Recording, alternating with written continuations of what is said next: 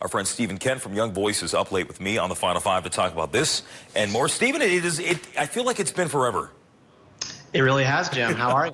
Good to see you tonight. This was something you've been passionate about. I know that this is something that a lot of people have been waiting to see, something that come to fruition. So for people who don't know what the First Step Act is, explain it.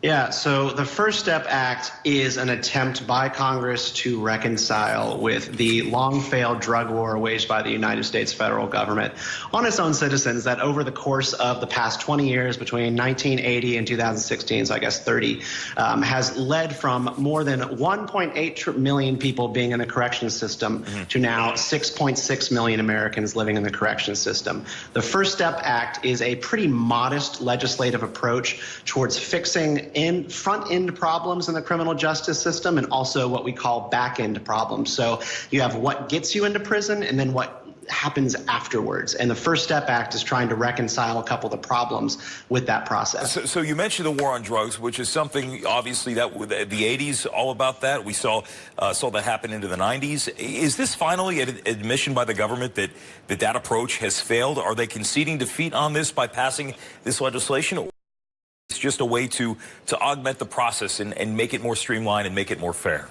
Well, it's certainly an admission of defeat by the Republican Party. It cannot be overstated how much of a huge shift support for criminal justice reforms broadly is for the conservative movement in the past 10 years. It's a radical difference from a party that championed the law and order approach to dealing with drugs at the onset of the Reagan administration. And what has happened is a transformation in the way that Republicans really view the role of government. And when you sort of explain to a conservative today that police are going to crack down on individuals on the streets who are not engaged in violent behavior, lock them away for 50 years, keep them away from their families, which then causes their families to fall apart and into government dependency, a conservative is going to recoil and go, well, why are we doing that?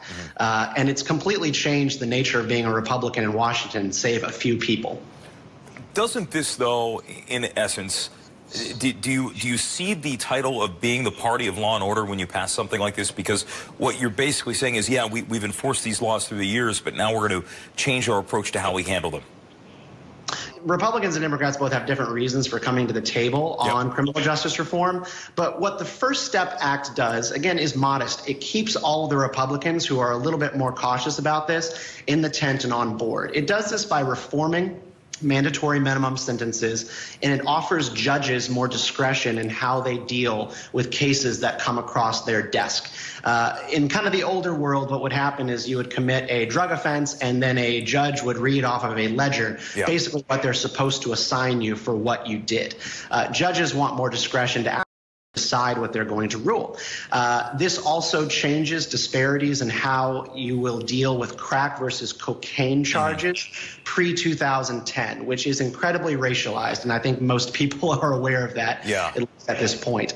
And then the big point of contention with the First Step Act is that it offers credits for good behavior when you are in the corrections system. So if you are taking educational classes, training, getting up to speed on a trade while you're behind bars, you can earn credits if they are given to you by a board in the prison system to then be released early. Stephen, we're almost up against the break here. I don't want to cut you off there, but I just want to get your sense politically here. This is something the president has introduced, but there is support on both sides of the aisle. Does this stand a chance of passing? And if not, who's going to be the one responsible for holding it up?